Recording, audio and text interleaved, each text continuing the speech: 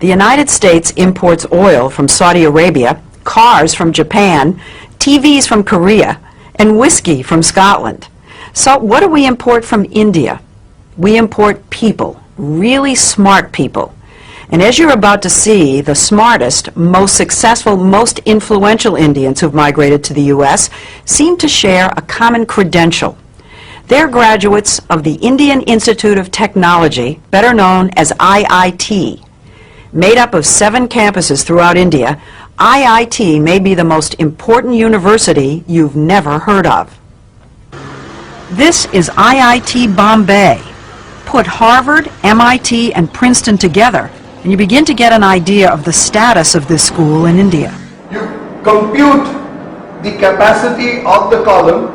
IIT is dedicated to producing world-class chemical, electrical, and computer engineers. And then you plug this back in and you... With a curriculum that may be the most rigorous in the world.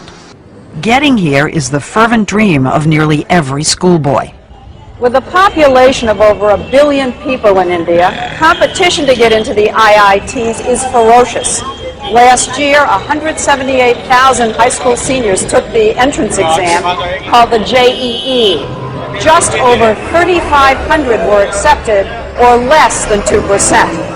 Compare that with Harvard, say, which accepts about 10% of its applicants. The IITs probably are the hardest school in the world to get into. In the whole world.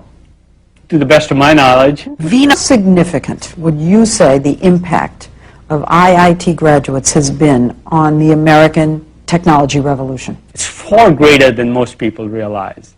Microsoft, Intel, PCs, Sun Microsystems, you name it. I can't imagine a major area where Indian IIT engineers haven't played a leading role. Leading role. A leading role, and of course the American consumer and the American business in the end is the beneficiary of that. It isn't just high tech. The head of the giant consulting firm McKinsey & Company is an IIT grad. So is the vice chairman of Citigroup and the former CEO of US Airways. Fortune 500 headhunters are always on the lookout for that IIT degree. That they are favored over almost anybody else. If you're a WASP walking in for a job, you wouldn't have as much pre-assigned credibility as you do if you're an engineer from IIT. 90% of IIT students are male, and the young men we met in Bombay know they're hot commodities. The American companies love the kids from IIT. Thank goodness. That's what we work too. After I leave IIT Bombay, I hope to get a good job. So it can be a ticket to another way of life. Yes. Yeah, definitely. And a ticket out of India. How many of you think that you're going to end up in the United States? For a while, I think all of us would be there. Maybe at for some work. stage. At some stage. That's not the way it was supposed to be. I want my country to be strong. Nehru, India's first prime minister, created IIT 50 years ago, just after independence, to train the scientists and engineers he knew the nation would need to move from medieval to modern. He never imagined India would be supplying brain power to the whole world. Would you say that IIT graduates are India's most valuable export? Yes, undoubtedly. N. Ram, one of India's leading journalists, says that because the stakes are so high, a kid starts preparing early. Age 7, 8, 10. By the 10 you know whether you're made for it or not. 30 to about 8, they're grilled and then they go to school. Regular school? Regular school. 4:30 to 8 a.m.? Yes. Are you saying they do that every day? Yes, every day for that period. 2 years? Particularly 2 years. Classes 11 and 12. You do nothing but study.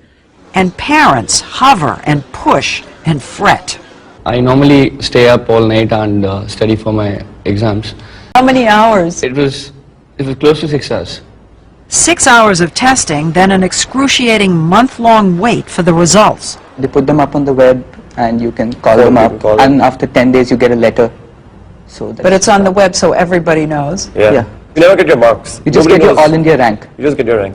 Rank, so you first, second, third in the country. Right. Yeah. So it goes from So 1 everybody to 3,000 knows. roughly. So if you were 2,999. Everybody knows. Everybody knows, and you're considered really lucky. The top rankers get their photographs in the paper and all. So The high ranks. the high Yeah, ranks. he's one of Of them. course. You were one of them? Yeah, somewhat. Yeah. What number? I was 196. Did you get your picture in the paper? Oh yeah. The ranking isn't just an ego trip. The top kids get to choose which campus they want and which major. It's a big deal in India. It is. Narayana Murthy, founder of the huge software company Infosys, is known as the Bill Gates of India. What about your own son? Well, my son, he probably wanted to do computer science at IIT. To do computer science at IIT, you have to be in top 200. And he couldn't do that, so he went to Cornell instead. Think about that for a minute. A kid from India using an Ivy League university as a safety school. That's how smart these guys are. I do know cases where students who couldn't get into computer science at IITs, they have gotten scholarship at MIT, at Princeton, at Caltech. Yes, sure.